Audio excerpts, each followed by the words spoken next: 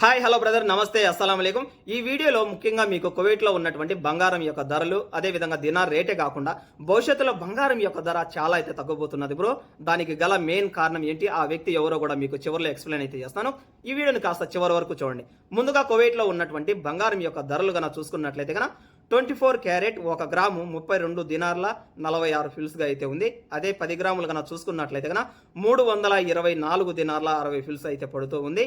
22 carrot 1 gram గన చూసుకున్నట్లయితే కనుక 29 దినార్ల 80 ఫిల్స్గా అయితే ఉంది. అదే 10 గ్రాములు గన మీరు తీసుకోవాలి అనుకున్నట్లయితే కనుక 298 దినార్లు అయితే పడుతూ ఉంది.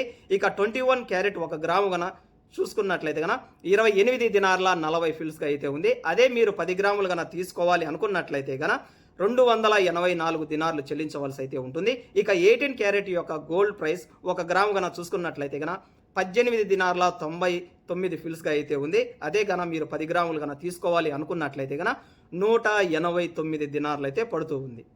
ఇక కువైట్లో ఉన్నటువంటి దినార్ యొక్క ప్రైస్ ఎంత ఉందో కూడా చూద్దాం. ఒక దినార్కు వచ్చేసి ఈ రోజు 278 రూపాయల 80 పైసలుగా అయితే ఉంది.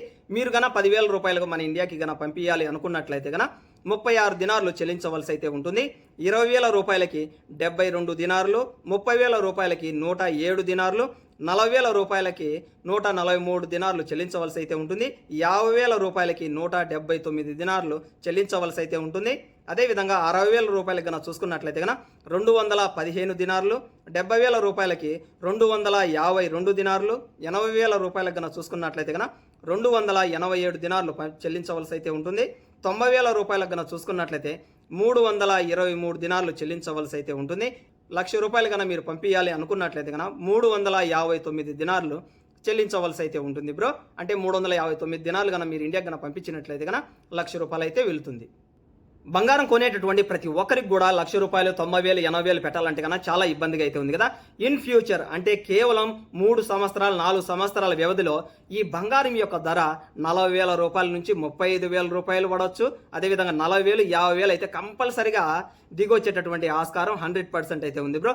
ఇంత మునుపు గన బంగారం యొక్క ధరలు అన్నీ ఎవరు డిసైడ్ చేసేవాళ్ళు? అమెరికా, ఫ్రాన్స్, అదేవిధంగా యూకే వంటి దేశాల్లో తమ యొక్క ఆధీనంలో పెట్టుకొని బంగారం యొక్క ధరలు పెంచడం, అదేవిధంగా తగ్గడం అయితే చేస్తూ వచ్చారు కదా. ఈ బంగారం యొక్క ధరను డిసైడ్ ఇన్ ఫ్యూచర్ తనకేమే కానీ కాకుండా ఉన్నట్లయితే కనుక మనకు 35,000 రూపాయలకి 40,000 రూపాయలకి సప్లై చేయబోతున్నటువంటి ఏకైక వ్యక్తి ఎవరు ఉన్నారంటే కనుక ఈ ఫోటోలో ఎవరైతే కనిపిస్తున్నారో ఇతని పేరు వచ్చేసి ఇబ్రహీం. ఇక మీదట ప్రపంచవ్యాప్తంగా ఉన్నటువంటి బంగారం యొక్క ధరల్ని ఇతనే డిసైడ్ చేయబోతున్నాడు. అయితే ప్రతి ఒక్కరు కూడా 35,000కి 40,000 రూపాయలకి బంగారు కావాలి అనుకునేటటువంటి వాళ్ళు ఈ ఇబ్రహీం ట్రరోరాకి ఏమే కానీ కాకుండా ఉండాలని చెప్పి భగవంతుని అయితే ప్రార్థించండి.